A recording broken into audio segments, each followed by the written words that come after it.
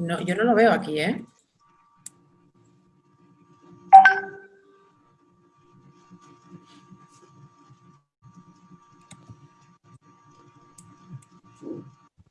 ¿Sí? Pues lo voy a tener que parar. Hola, buenas tardes a todos.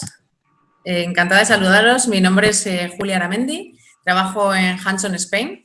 Somos una organización que tiene como misión inspirar, equipar y movilizar a las personas en el cambio social para lograr un mundo más justo y mejor para todos. Y, bueno, teníamos ganas de poner sobre la mesa hoy diversos temas, ¿no? Hoy vamos a comenzar con el tema del racismo. Somos parte de una red internacional que se llama Points of Light. Es una red que moviliza personas a nivel internacional y compartimos con ellos la misión, pero además compartimos con ellos también experiencias. Y este webinar, de hecho, nace de una experiencia, de un intercambio de experiencias que tuvimos con nuestros partners en Estados Unidos, a quien les consultábamos cómo abordan ellos la diversidad desde las empresas, ¿no? Y nos comentaban que ellos ponen a disposición de las empresas una serie de formatos en los que se puede reflexionar, en los que les invitan a reflexionar sobre temas pues, como el racismo o el feminismo, por ejemplo. Y nos encantó la idea, ¿no? Y dijimos, oye, en España no se están haciendo estas cosas y tenemos que hacer algo, ¿no? No podemos mirar hacia otro lado. Aquí también hay injusticias y aquí también tenemos que abordar la diversidad. Y así nace la idea de este webinar, pero no queremos que sea lo único que se vaya a hacer, queremos que sea el comienzo de algo más. Queremos organizar, este webinar en este caso es unidireccional, contamos con una persona activista que se llama Monja, que ahora os lo voy a presentar, pero lo que queremos es que a partir de ahora pues, empecemos a pensar en otros formatos más pequeños en los que podamos reflexionar y también activarnos, ¿no? No solamente ser conscientes, sino también pensar qué podemos hacer en nuestro día a día y cómo podemos abordar estas cuestiones de igualdad tanto en las empresas como en las personas. Bueno, no me dilato más, vamos a presentar ya a nuestro compañero Monja Jereu. Él es de profesión, es periodista, pero además es activista y ha sido presidente de SOS Racismo. Hola Monja, encantada de tenerte aquí, muchísimas gracias. Hola, muchas gracias por la invitación. Bueno, pues yo he traído una serie de preguntas para hacerte, pero además tenemos un chat en directo donde estáis vosotros conectados en bubucela@hanson. Entonces, os invitamos a que hagáis algunas preguntas si os parece, ¿vale? Vale, para romper el hielo vamos a comenzar tratando de entender todo esto que está pasando ahora mismo, ¿no? Hubo una muerte en Estados Unidos, George Floyd, que comenzó una serie de movilizaciones a nivel internacional que llegaron aquí hasta España, ¿no? Queremos entender, Monja, a ver si nos puedes iluminar un poco en qué es lo que se está reivindicando aquí en España. Muy bien. Bueno, lo primero, pues muchas gracias y buenas tardes a toda la gente que está conectando. Estoy viendo ya que estáis ahí entrando y saludando por el chat. Y nada, bueno, y aparte que si vais teniendo alguna duda, pues es el momento, pues a través de allí, pues podéis hacer como las preguntas. Estamos en un espacio para aprender y bueno, digamos que no os cortéis, ¿no? Que es el momento para que tratemos de aprender entre todos. Y nada, yendo a la pregunta que me has hecho, yo creo que si os habéis estado fijando, seguro que sí, en las noticias que ha habido desde el asesinato de George Floyd, hemos visto que ha habido movilizaciones en todo el mundo, en muchos países. Ha habido en Reino Unido, en Francia, en Bélgica y, por supuesto, en Estados Unidos, pero también en España, ¿no? Un poco haciendo suyos el grito de Black Lives Matter, ¿no? De las vidas negras importan. Entonces, hay que ir a la raíz, ¿no? De por qué un asesinato que ha ocurrido en Estados Unidos hace que la gente se movilice en Francia, en Reino Unido, en Bélgica y en España, ¿no? Y en muchos más países, incluso en Nueva Zelanda, hubo movilizaciones.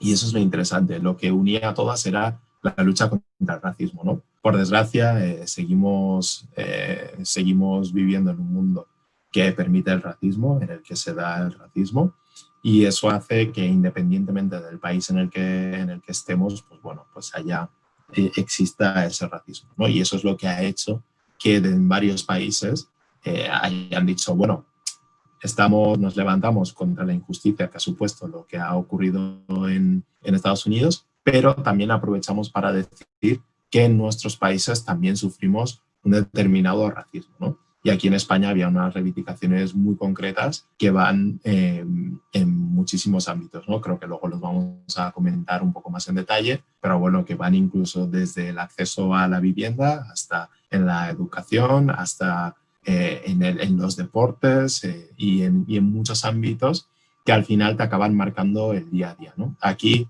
hay una... siempre que hacemos pedagogía, en el caso del antirracismo, que digamos que está menos consolidado que, por ejemplo, la lucha contra el machismo, pues siempre hacemos como muchos paralelismos, ¿no? De cómo se ha entendido, ¿no? el machismo como algo estructural que afecta en muchos estadios de la vida, en muchos ámbitos, que puede ir desde un asesinato machista, un caso claro de machista, hasta pues, bueno, los piropos machistas desagradables, ¿no? Que vamos a conocer en todo ese, dentro de todo ese espectro, pues hay mucho. Pues un poco con el racismo pasa eso. Y bueno, y luego ya más adelante vamos a ir viendo distintos ejemplos para ilustrar esto. Pero entonces, Moja, ¿tú cuál dirías que es la diferencia entre el racismo de Estados Unidos y el de España? Bueno, yo creo que la diferencia al final la marca pues el contexto y cómo se ha ido desarrollando la cultura en cada país. Te voy a poner un ejemplo que yo creo que sirve para comprender las diferencias y similitudes de lo que podemos encontrar. Las imágenes de George Floyd, lo que vimos fue pues, a un agente pues, ahogar, asfixiar a George Floyd hasta que se muriera, ¿no? Ahí delante de todos, en esas imágenes tan horribles que pudimos ver todos. Y eso forma parte de algo bueno, que está muy visto, que es la violencia policial y los abusos policiales que han ocurrido en Estados Unidos a lo largo de la historia, ¿no? Y que hay numerosos ejemplos. Al final lo que está allí en el fondo es ese trato degradante, esa mirada criminalizadora hacia las personas negras, ¿no? Ese identificar. Y de hecho hay una cuestión y es, hay muchos estudios en Estados Unidos, además está todo a un nivel de detalle muy grande, ¿no? De cómo pues los agentes, la policía para muchísimas veces más a las personas negras que a las personas blancas en este caso, sin necesidad de que hayan cometido un delito ni nada, simplemente como sospechosas de, muchas veces pues acaban sin pasar nada, pero como sospechosas de, hay una gran desproporción. Y justamente en España ocurre lo mismo, y no lo digo yo, sino que hace 7 años, en el año 2013, tanto la Universidad de Oxford como la Universidad de Valencia pusieron datos a una experiencia que veníamos denunciando desde hace tiempo. Según este estudio, que lo podéis encontrar en internet muy rápidamente, si ponéis perfil étnico España, creo que lo encontráis. Habla de cómo, por ejemplo, en el caso de las personas negras, se las para hasta 6,5 veces más que una persona blanca. Estamos hablando de España, no de Estados Unidos. Al final lo que está en el origen de todo eso es como esa sospecha, ¿no? Esa mirada criminalizadora. Por ejemplo, y yendo a un caso personal, yo empecé un poco en esto del activismo en Sol Racismo Madrid después de que una vez estaba en la universidad, en el campus de Ciudad Universitaria de la Universidad Complutense. Iba con un compañero que es su padre es colombiano, su madre española, y habíamos ido a jugar a baloncesto antes de una clase. Vamos a baloncesto, volvíamos hacia la facultad y estábamos allí en el campus, pues bueno, pues muchísima gente pasando, yendo de un lado a otro, de edificio a edificio, hacia el metro, etc. Y un momento en que 2 personas se bajaron de un coche y nos pidieron la documentación. Eran 2 agentes que iban de paisano. Nos pidieron la documentación, pues esperando pues, que no tuviéramos papeles o así. Y claro, evidentemente yo pues nací en Huesca, no nací, yo tengo papeles, nací en Huesca y claro, pues ahí fue como un momento como muy incómodo de, uy, vaya, me he equivocado, ¿no? Pero en realidad ese momento me dio mucha rabia, ¿no? Porque por un lado, ese momento que estás allí con los agentes, la gente te mira de una manera que dices, porque claro, al final es sospechoso, ¿no? Cuando hay una persona que está con la policía allí, pues dices, algo habrá hecho, ¿no? Pues esa mirada la sientes. Y luego, sobre todo, pues eso, ¿no? Que estábamos en un lugar con muchísima gente y fueron directamente hacia nosotros, ¿no? No pararon a otra gente.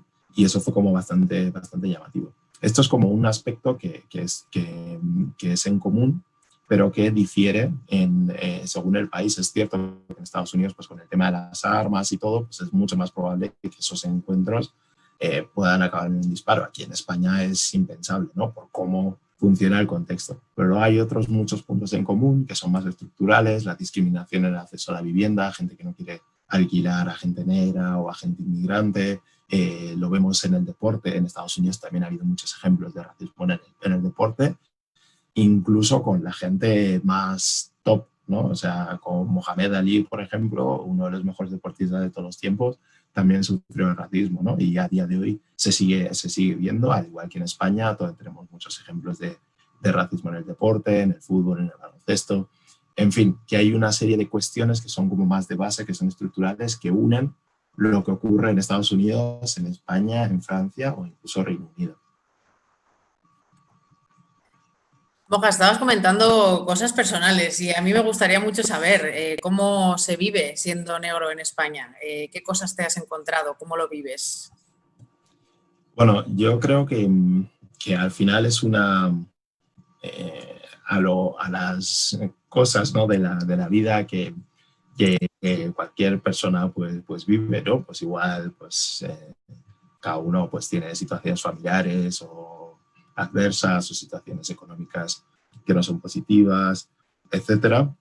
Pues hay gente pues que por nuestro color de piel, en este caso, gente por su origen inmigrante, pues nos tenemos que enfrentar a distintas situaciones que te hacen más complicada la vida. Y sobre todo, y yo creo que es una cosa muy importante, que no nos permite ejercer nuestros derechos de forma plena, ¿no? De forma del mismo modo que debería ser, ¿no? De esa igualdad de derechos que se promulga para todos. Os voy a poner un ejemplo que yo creo que es como muy llamativo. A mí me parece que uno de los casos más importantes tiene que ver con el acceso a la vivienda, ¿no? Con el buscar piso. Yo recuerdo cuando vine a Madrid a estudiar periodismo y me puse a buscar piso. Pues claro, llamaba por los anuncios de internet y yo telefoneaba: hola, ¿qué tal? Mira, quería ver este piso, ta. Y claro, evidentemente, pues por teléfono es imposible que tú sepas si yo soy de Huesca, si soy negro, si soy blanco, si soy amarillo, verde o lo que sea. No lo puedes saber. De hecho, en aquella época tenía un acento de Huesca bastante potente. Ya me sentía como un pastorcillo. y claro, entonces, pues por teléfono, pues como que no había ningún problema. Y hubo un caso muy llamativo, que fue con una señora. Llamé al piso, estuvimos ahí hablando: pues todo muy bien, genial. Oye, qué simpático. ¿Y cómo te llamas? Y dije: Mohamed. Mohamed. Y dije: bueno, ya veo lo que pasa. Pero bueno, dije: venga, voy a ir al piso tal. Y fue como, y la verdad que fue una experiencia bastante terrible, porque llegué al piso, la mujer no me dejó entrar a la casa. Dijo que a la otra compañera de piso no le gustaba la gente como yo. No se refería a la gente alta, no se refería a la gente con gafas, evidentemente se refería a la gente negra. Y bueno, yo me fui a casa bastante jodido, ¿no? Y por ese momento de discriminación, y sobre todo cuando lo piensas, pues porque daba igual que yo, no sé, hubiera estado forrado, ¿no? Que hubiera podido comprar la casa entera con un maletín ahí a tocateja. Daba igual que yo fuera como el mejor compañero de piso del mundo, la persona más limpia, tal. No, todo eso no contó. Simplemente lo único que contó fue mi color de piel y todo lo que se supone que trae ese color de piel, ¿no? Esos estereotipos, esos prejuicios que se supone que hay detrás. Y yo creo que ese fue un ejemplo como muy claro, ¿no?, de discriminación que he sufrido, y que hace que, por ejemplo, en este caso, el ejercer mi derecho a la vivienda, a acceder a una vivienda, se vea torpedeado por este hecho, ¿no? Pero luego hay muchos casos. Yo he jugado durante muchos años al fútbol de pequeño, y era bastante frustrante, ¿no?, ver sobre todo a los padres y abuelos y tíos de la gente contra la que jugábamos decir insultos racistas, ¿no? Y en aquella época tenía 13, 14 años, ¿no? Que muchas veces nos fijamos en lo que ocurre en los profesionales de primera división, así, los que salen por la tele, pero es que ocurre en los campos de chavalines, ¿no? ¿Qué ejemplo estamos dando? ¿Qué ejemplo están dando sobre todo esos padres, no en un entorno que tendría que ser como, pues eso, de juego, de igualdad, de disfrutar, pues al final que se acabará convirtiendo en eso, ¿no? Y no era solo un único caso, seguro que de la gente que hay conectada conocéis, ¿no? Y yo creo que es importante, y luego hablaremos de qué hay que hacer, qué se puede hacer, y yo creo que es importante pronunciarse, ¿no? Aunque no te afecte a ti directamente, pero sí que yo creo que hubiera agradecido en aquellos momentos que algunos padres, ¿no? Que entiendo que no estaban de acuerdo con lo que estaba sucediendo, que se hubieran levantado y hubieran dicho, oye, ¿qué está pasando? Hay que hacer algo, estos padres no pueden seguir aquí, o pedirle al árbitro que pare el partido, o lo que sea, ¿no? El tomar medidas. Y así hay como muchas más experiencias propias y también pues de los años de esos racismo, de todo lo que pues nos ha ido llegando, ¿no? Al final en una organización como Sorracismo, cuando alguien llama o cruza la puerta, normalmente pues es para una mala noticia, ¿no? No era como muy difícil recibir buenas noticias y por desgracia pues hay situaciones que a veces uno piensa, ¿no? Cómo se pueden estar dando en ahora, ¿no? En pleno siglo XXI, en un mundo cada vez más abierto, más plural, más diverso, cómo todavía se siguen dando dinámicas que nos recuerdan a tiempos pasados y mucho peores. Pues sí, impacta mucho, la verdad, escucharte estas cosas. Piensas siempre aquí no, ¿no? Y de repente te pones en tu piel en un momento, ¿no? Y te das cuenta de que aquí sí. Y te das cuenta de que estos son acciones racistas absolutas, ¿no? Entiendo. Pero yo he escuchado mucho sobre el microrracismo también, pero no termino de entenderlo. No sé si nos puedes explicar un poquito qué es esto del microrracismo y algún ejemplo para comprenderlo mejor. Bueno, hay gente que no está como muy de acuerdo con el término, ¿no? Porque piensan, bueno, puede haber del racismo, que es una cosa como tan heavy, no de que no está de acuerdo con decir que hay una cosa como más micro y más macro. Pero entendiendo por como lo entiendo yo creo que son como esas cosas como muy sutiles que muchas veces ocurren sin que nos demos cuenta, que caemos todos, yo incluido, yo el primero, y que cuando en algún momento te paras a reflexionar dices, oye, esto tiene su aquel. Yo creo que uno de los casos más claros tiene que ver con el lenguaje, ¿no? Con la forma de hablar, con lo que escribimos, con cómo nos expresamos.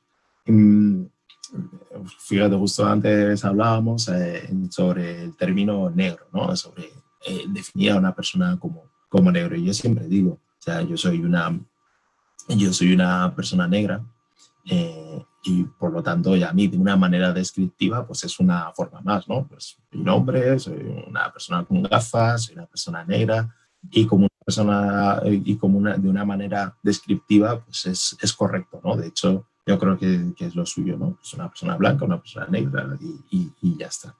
Sin embargo, es cierto que el usar la palabra negro durante mucho tiempo pues se ha utilizado de una forma peyorativa, ¿no? De una forma negativa, una forma para hacer daño. Y curioso, ¿no? Cómo te vas encontrando, pues mucha gente directamente no se atreve a decir negro porque siente que es algo violento. Hay gente que, por ejemplo, en vez de decir negro, pues le añade algún diminutivo, ¿no? Como para rebajarle la carga, ¿no? Y de negrito o morenito o términos así. Y hay quien, pues eso, que incluso, pues no, intenta como evitar por completo decir la palabra. Y a mí me parece que no. A mí me parece que hay que decirla tal cual. O sea, si una persona es negra, siempre y cuando se diga de una forma descriptiva, ¿no? Evidentemente, si se hace de una forma despectiva, pues ya la cosa cambia, ¿no? Y luego, evidentemente, la construcción de muchas palabras, al final, pues hay veces que tiene como un origen que si en el momento que te das a pensar dices, uy, ¿qué pasa aquí? A mí me viene, por ejemplo, la expresión no hay moros en la costa, ¿no? No hay moros, de moros en la costa es algo que podemos encontrar con relativa facilidad y que sin embargo, pues bueno, pues tiene como esa carga, ese origen, ¿no? Relacionado pues con términos de guerra, pues, como se dice, moros y cristianos, etcétera, ¿no? Y de allí como que viene eso, ¿no? Y al final, que si te paras a pensar un poco, pues dices, uy, ¿esto por qué se da? ¿Se está parando la imagen o es en mi ordenador? Yo creo que está bien la imagen, ¿eh? Pues sigo yo. Bueno, Pablo Otero ha puesto ahí una pregunta que de hecho es una de las cosas que vamos a tratar más adelante, así que Pablo lo apuntamos aquí, lo tenemos en cuenta y ya más adelante cuando salga este tema que estaba preparado para abordar, pues lo hablamos mejor. Vale.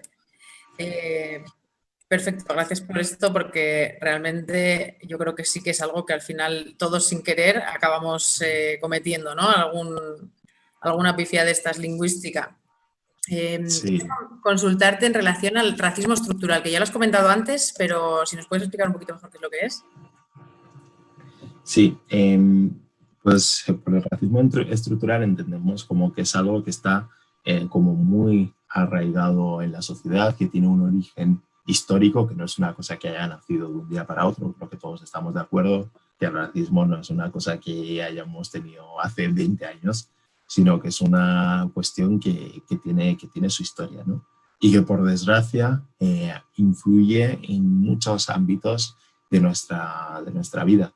Que puede ir desde una parte más institucional, ¿no? Pues, por ejemplo, hace 5 años creo que todos estuvimos viendo en las noticias lo que se denominó la crisis de refugiados, ¿no? Como mucha gente que huía de sus países, por ejemplo de Siria por la guerra, pues bueno, trataba de salir y no podía acceder pues a los países europeos, ¿no? Por la política de fronteras que existía y más en concreto con algunos países, ¿no?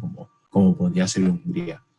Y todo eso pues viene de una parte más institucional, ¿no? No depende de un individuo que, por ejemplo, te suelta una racistada, sino que es una política institucional que en este caso pues discrimina pues, por el origen, ¿no? Y que no tiene en cuenta como factores como que estés huyendo de una guerra, ¿no? Que son cosas que realmente están contempladas en leyes internacionales, que no es algo que nadie se esté inventando.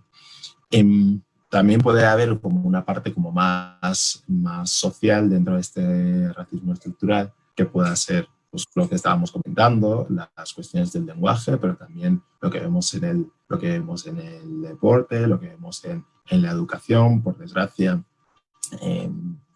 Por desgracia se sigue dando el racismo en la educación y es una pena, ¿no? Porque ahora cualquiera que se asome a un colegio, seguro mucha gente que estáis aquí escuchando ahora, pues tenéis hijos e hijas y veis en el colegio una diversidad racial brutal. O sea, España no es un país de solo de gente blanca, ¿no? Hay chavales de todo origen, de todo color. Sin embargo, durante los años que estuve en racismo, pues bueno, pues los casos de racismo en la educación, por desgracia, se seguían dando. Y es una pena, ¿no? Porque al final, en los chavales jóvenes, tampoco me gusta cargar toda la responsabilidad sobre la juventud, ¿no? Que siempre decimos, bueno, la juventud es quien cargará todo eso. A nosotros nos queda mucha vida, ¿no? Y a la gente más mayor le queda mucha vida y mucho recorrido para cambiar cosas. Es verdad que la juventud va a venir con una fuerza, con una manera de ver la vida y el mundo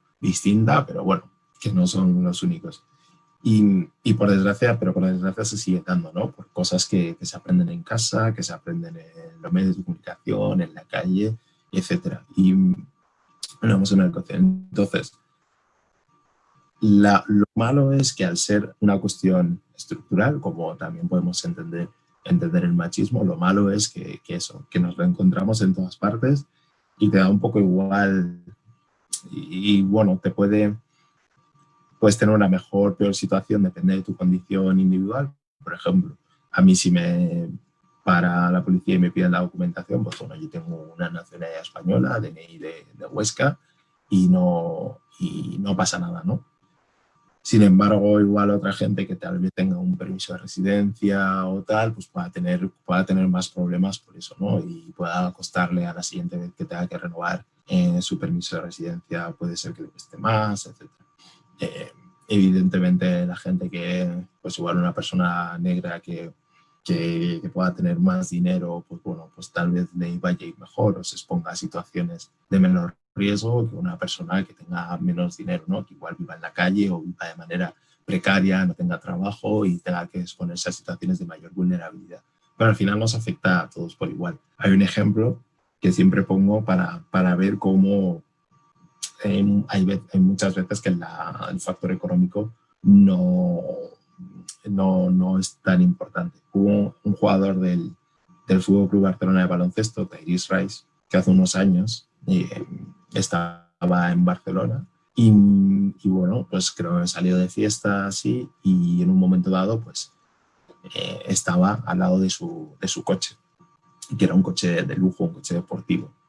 Y entonces en un momento se le acercaron unos agentes y le dijeron, oye, este coche que estás aquí robando, y claro, y dijo, no, perdona, pero es mi coche, ¿no? Y fue como un momento bastante incómodo, ¿no? Y bastante tal que él mismo denunció después en las redes sociales, ¿no? De la situación que le había pasado, de como que fue una persona negra, un deportivo, no puede ser suyo, le tiene que haber robado, ¿no? Ese fue el chip que se movió en esos agentes y eso fue lo que les llevó a actuar de aquella manera, ¿no? Y es ahí donde hay que cambiar las cosas. Sí, ¿no? La cuestión de los prejuicios, ¿no? Quizás uno de los grandes retos en relación al... Efectivamente, no crecer con todo eso, ¿no? Todo eso que se va alimentando, que vas creyendo que es así y que al final, por desgracia, acabas aplicando en la vida real, ¿no? Y que, bueno, pues cuando tienes una posición de poder, pues puedes hacer mucho más daño que igual, pues no sé, si es una señora mayor de 80 años que te acabas de cruzar, que te suelta un comentario así, pues bueno, pues igual te hace daño, pero la influencia no es la misma que si, pues no sé, pues si por ejemplo es un agente, ¿no? Que tiene un poder, que tiene una autoridad, o un profesor que tiene como un estatus de cara a la sociedad, de cara a los alumnos, es distinto, ¿no? Puede tener como una repercusión distinta, pero al final lo que está en el fondo es eso. Entonces, si nos remitimos a las empresas, por ejemplo, como preguntaba aquí Pablo Otero, ¿tú qué cuestiones consideras que puede hacer una empresa para abordar las cuestiones de diversidad? Y en el caso de Pablo comentaba concretamente las acciones de microrracismo.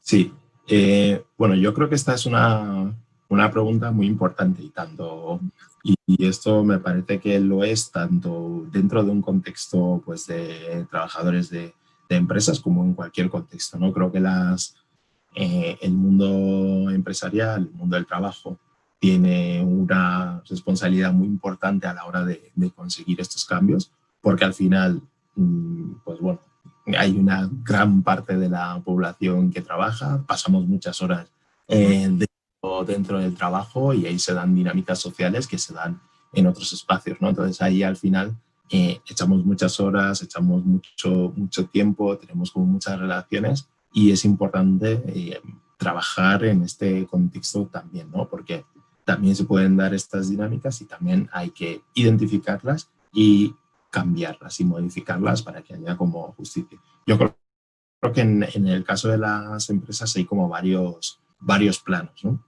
Yo pienso, hay un plano que creo que tiene mucho que tiene que ver con algo como un poco más ajeno a lo que es las empresas, que es la cuestión educativa, la cuestión de qué perfiles llegan, ¿no? a las empresas, qué tipo de esto. A mí me da mucha pena, ¿no? Cuando, pues eso, como comentaba antes, te asomas a un colegio a día de hoy y hay una diversidad racial brutal, ¿no? O sea, en todo lo que son las partes como obligatorias de la educación. Sin embargo, a medida que la cosa se va complicando y ya no es obligatorio, sino que ya es opcional, que tú eliges, ya esa diversidad racial cae estrepitosamente, ¿no? Hay estudios incluso, ¿no? que hablan de esto. Y claro, al final lo que acaba muchas veces llegando a las empresas, sobre todo a las empresas que requieren de una cualificación como más alta, pues no hay la diversidad racial, brilla por su ausencia, ¿no? Normalmente, aunque está cambiando, pero no hay la misma proporción que, por ejemplo, vemos de trabajadores de origen migrante o trabajadores negros, etcétera, que podemos ver en sectores pues, como la limpieza, el trabajo del hogar, la construcción o empleos así como mucho más cualificados. Entonces yo creo que hay una primera parte que tiene más que ver con antes de llegar a la propia empresa. Luego, por desgracia, durante mi etapa en Sorracismo, estuve ahí un total de 6 años, nos llegaban muchos casos de discriminación a la hora del acceso al empleo, de cómo pues había personas en recursos humanos, directivos de empresas, etcétera, que consideraban que el tema racial o el tema migratorio era un factor negativo a la hora de que una persona pudiera acceder a un empleo, ¿no? Y nos encontramos con muchas situaciones, la verdad que muy desagradables. Creo que esta es muy bizarra directamente y a mí me impactó mucho. Hubo una vez que nos vino un chico a decirnos que a él le pagaban como 10 días después que al resto de sus compañeros. Y nosotros dijimos, pero vamos a ver, o sea, ¿qué sentido puede tener eso? O sea, yo realmente, a mí cuando me lo dijo al principio no me lo creía. Yo dije, pero vamos a ver, y quiero decir, hay unas nóminas que se paga todo el mundo el mismo día. Digo, ¿qué sentido puede tener? Digo, tiene que ser un error en el banco o tal. Y no, yo me decía que no. Y claro, empezamos a investigar desde Sorracismo, pues tenemos un equipo jurídico, etcétera, y efectivamente, ¿no? Y preguntando con otros compañeros suyos de la empresa, efectivamente era así, ¿no? Y ya cuando hablamos con la empresa, pues bueno, pusieron como 48 excusas y ya a partir de ese momento le empezaron a pagar correctamente como al resto de compañeros, ¿no? Esto es como un ejemplo como muy, muy extremo de lo que nos ha llegado. Pero lo que sí que nos ha llegado muchas veces es como empresas que directamente cuando les llega un currículum de alguien de persona migrante o lo que sea, pues directamente lo descartan, ¿no? Presuponiendo igual problemas de idioma, problemas de adaptación, etcétera, etcétera. Hay países como en Reino Unido que, por ejemplo, hay muchos sitios que empiezan a instaurar unos currículums ciegos, ¿no? Que no incluyen foto, o incluso algunos que no incluyen nombre, para que no se haga como ese primer sesgo discriminatorio, ¿no? Que muchas veces ya incluso al ver el nombre ya es como tiene un nombre extranjero, ya pasa, ¿no? O al ver la foto pues ya se pasa, ¿no? Hay como distintas medidas que se pueden tomar. Yo creo que la parte de recursos humanos es como bastante importante. Y luego, por supuesto, creo que dentro hay una cuestión que es fundamental, que aplica a las empresas, pero creo que aplica a muchos contextos. Y es que la lucha contra el racismo se tiene que hacer con medidas, ¿no? Que no es una cuestión que se tiene que dar por supuesta. Al igual que con el machismo, no, o sea, por mucho que digamos, pues no hay machismo y tal, pues lo hay y se toman medidas para intentar atajarlo en todos los aspectos, pues por ejemplo, pienso en la brecha salarial, ¿no? Pues, o situaciones así. Pues con esto es igual, evidentemente nadie se declara racista ni nada de eso, pero todo lo que sea trabajar por medidas que garanticen que no haya espacio para comportamientos racistas, mucho mejor. Y todo puede ir desde, por ejemplo, construir procesos de selección que tengan en cuenta esta sensibilidad y evitar como cuestiones que puedan discriminar pues, por origen, por raza, etcétera. Todo eso es importante. Todo lo que es el comportamiento interno, qué tipo de comentarios se permiten, cómo se pueden denunciar comportamientos de odio, ¿no? Muchas veces igual si un jefe te dice un comentario racista o machista o homófobo, lo que sea, y no hay un espacio en el que tú puedas coger y decir, oye, esta persona o este hecho era pues discriminatorio, ¿dónde lo puedo esto? Muy pocas empresas tienen como un buzón de quejas de este tipo, o sea, depende del tamaño de la empresa, o incluso un comité, ¿no?, que pueda trabajar a la hora de enfrentarse a este tipo de casos y solucionarlos, ¿no?, poder investigarlos correctamente y tal. Esto me parece que es una figura como muy interesante, ¿no? Igual crear un equipo pequeño, especializado, que se dedique como a este tipo de casos, que los pueda detectar y que pueda buscar soluciones en base a lo que ocurre, ¿no? Yo creo que lo importante es como ser proactivos. Y luego, respecto a los microrracismos, ¿no?, que pueda haber en los empleados, creo que hay otra pata muy importante y que de hecho pues estamos haciendo aquí, que tiene que ver con la formación, ¿no?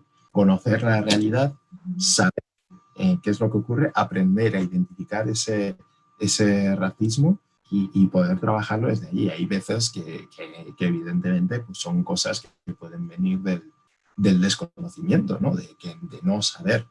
Hay otras que, pues me refiero pues en la tecnología a la hora de dirigirte, etcétera. Hay cosas que pueden venir de un desconocimiento, de que nunca te has enfrentado a esta situación y dices, joder, pues si te lo dicen y dices, joder, pues lo siento, ya está, no volverá a pasar y no vuelve a pasar.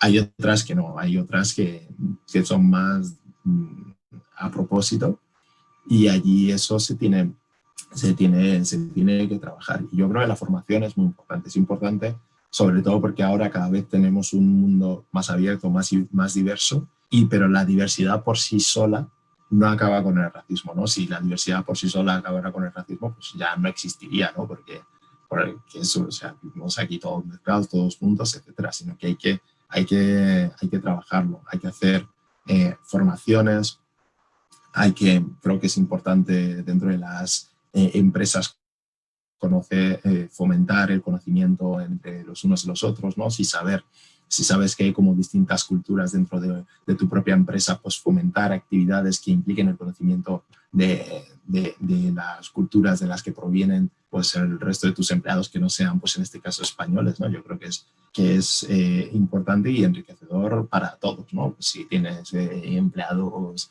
indios y empleados, no sé, de Ghana, pues un poco conocer qué ocurre en Ghana desde la parte laboral, cómo se trabaja allí, con qué métodos, hasta la parte como más cultural, ¿no?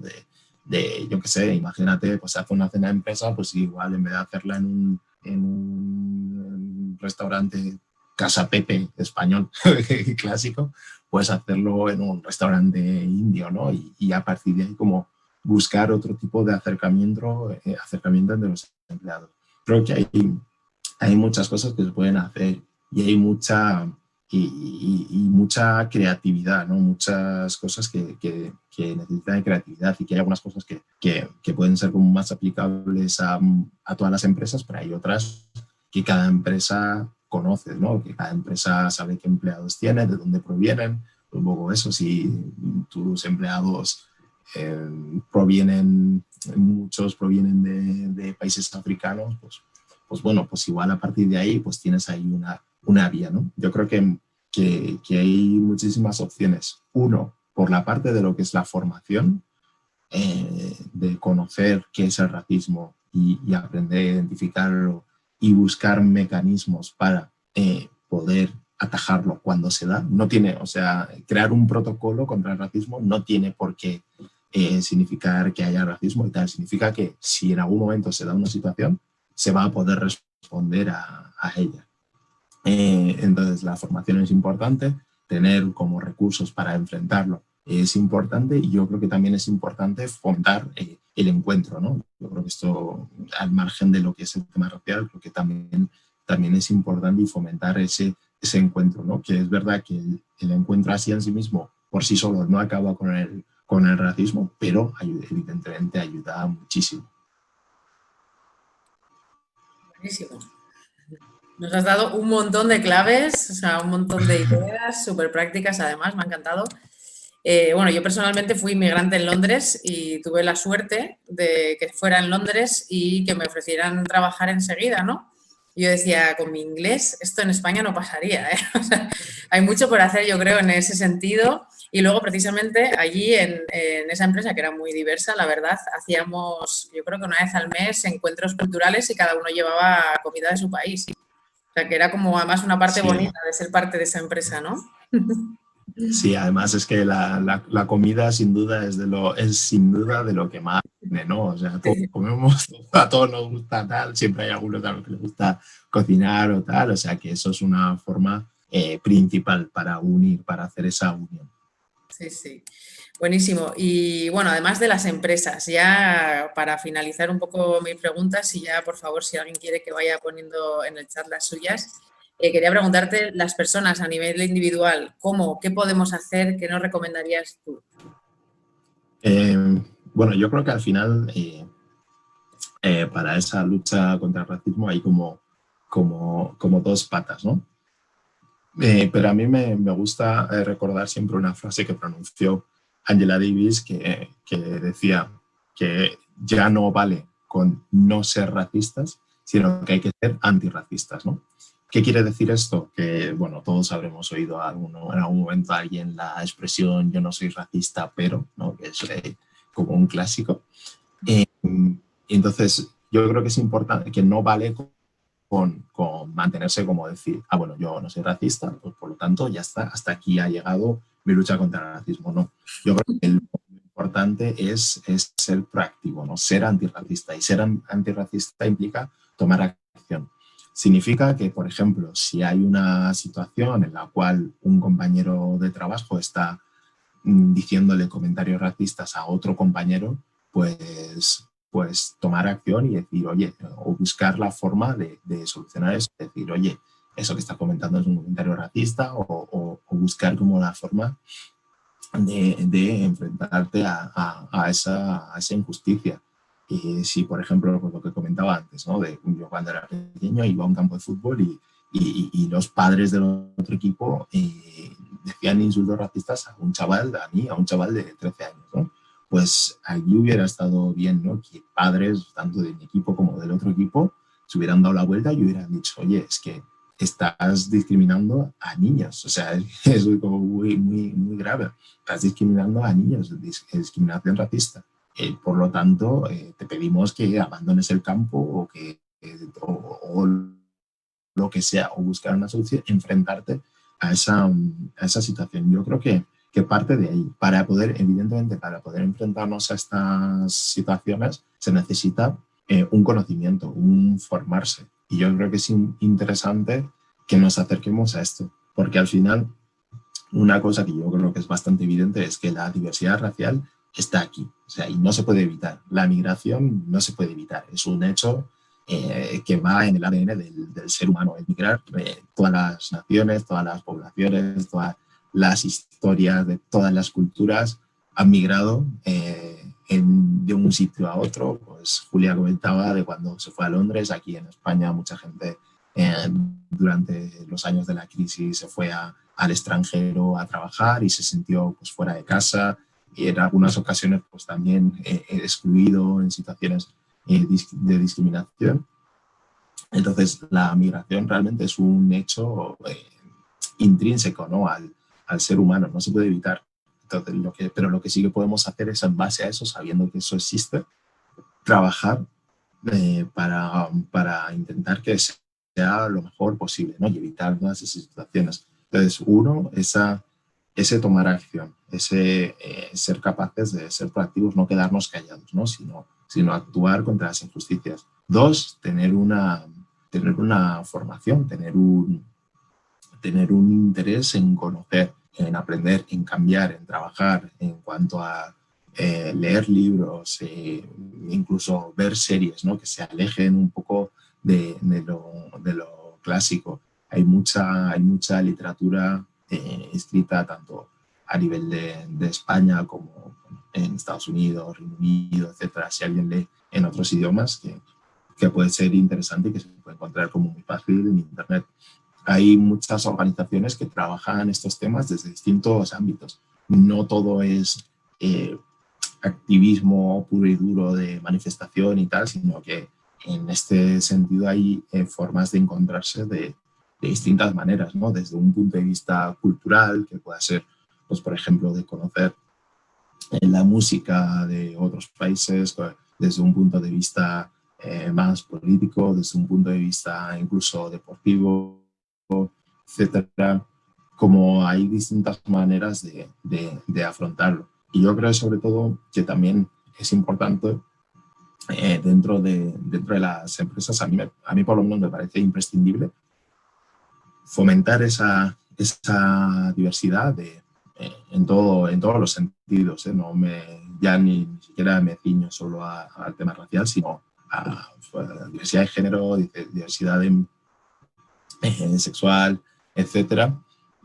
Todas esas diversidades, porque todos esos distintos puntos de vista creo que ayudan a enriquecer tanto a nivel personal como a nivel empresarial, ¿no? Yo, pues, por ejemplo, pienso, yo trabajo en el periódico, el diario.es, y bueno, pues quieras que no, el hecho de que pues a mí el tema del racismo me toque de una forma directa y por consiguiente pues tenga un interés especial, pues hace que pues, de repente el diario.es, que en principio pues igual no tenía como un interés específico en el tema de racismo, pues bueno, pues como estoy yo y a mí este tema me toca dentro del contexto español, pues empiezo a escribir sobre ello y a hacer vídeos sobre ello, y llego a un público que tal vez de otra manera no hubiera llegado, ¿no? Y eso acaba redundando pues en beneficio de la empresa. Entonces hay como distintas maneras de actuar, pero bueno, yo creo que lo más importante es eso, el no conformarse con no ser racistas, sino ser antirracistas. Pues me encanta, me quedo yo con esa llamada a la acción. Cuenta conmigo, Moja, yo ya no es que no sea racista, soy antirracista. Así me gusta.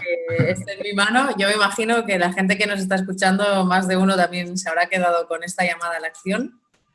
No sé si alguien tiene alguna consulta por ahí. Sí. Cristina, yo no sé si no ha podido conectarse. Creo que no ha podido conectarse. Igual, no sé, qué extraño, porque sé que la gente lo está escuchando, o sea que no ha habido más problemas. Mira, nos hace una consulta Juan Ángel. Muchas empresas tienen programas en los que invitan a sus empleados a que hagan voluntariado con muchas causas. ¿Crees que podría ser interesante vincular estos programas a la lucha contra el racismo? Pues sin lugar a dudas. O sea, yo creo que hay muchísimas organizaciones que hacen un trabajo espectacular y que necesitan manos, necesitan recursos y siempre son bienvenidos. Y fíjate, justo estoy pensando en un proyecto. Hay una tienda en Lavapiés que se llama Besaware, que ellos normalmente pues venden ropa africana, ¿no? De distintas telas, de colores, así, pues eso, ropa clásica africana. Y durante la pandemia han un poco reconvertido parte de su negocio para repartir comida a la gente que lo necesitaba, fuera inmigrante o no, o sea, a la gente que de allí del barrio y de la zona que lo necesitara. Y ellos, pues de hecho, ahora mismo están buscando recursos, ¿no? Tanto de gente como económicos. Y yo creo que es muy... ese tipo de iniciativas son muy interesantes porque se acercan desde varias perspectivas. Primero, porque al ser una empresa pues, formada por personas africanas, etcétera, dedicada a la ropa africana, a la moda, desde allí, pues creo que es muy enriquecedor aprender, ¿no? Porque son de la gente que trabaja ahí son de distintos países y ya solo eso pues te enriquece muchísimo. Pero es que encima creo que hacen una gran labor, ¿no? En cuanto a la lucha antirracista, ¿no? En tanto que buscan pues esa unión de culturas, pues romper barreras, etcétera. Y creo que es importante. Creo que es importante identificar esos voluntariados, esas distintas causas, organizaciones que hacen un buen trabajo, e intentar desde allí evidentemente vosotros sabréis mucho mejor, pero hay distintas maneras de colaborar. A veces es con un apoyo puntual de gente que acuda a un evento que hagan, hay veces que se apoya con recursos, hay veces que igual se apoya, no sé, con un patrocinio, etcétera, que hay distintas maneras. Y yo creo que este asunto, tenemos una cosa muy importante que tenemos que entender, es que el racismo no es un problema, por ejemplo, de la gente negra, ¿no? Que no es que es un problema de toda la sociedad. Entonces, toda la sociedad nos tenemos que encargar de eso, ¿no? Y si nos podemos vincular en ello, pensando que toda la mejoría que haya en este ámbito, en la lucha contra el racismo, es una mejoría de toda la sociedad, no solo de la gente que lo sufrimos directamente. Sí. Irene dice, ¿de qué maneras crees que se puede educar en valores antirracistas a los niños desde pequeñitos? Bueno, esto me parece como súper interesante. Pues como comentaba antes, pues mira, yo pienso cuando yo estudiaba, que tampoco fue hace tanto, ¿no? Yo nací en los 90, yo era pues de las pocas personas, única persona negra en clase y bueno, gente de origen inmigrante éramos como muy pocos, ¿no? Y eso fue en los 90. Pues sin embargo ahora la diversidad racial es brutal, como ya he comentado. Pero es importante que eso se trabaje desde muy pequeños, tanto en el colegio como en casa también. A mí me parece que es importante la labor de los padres. Y yo me gustaría como mucho incidir.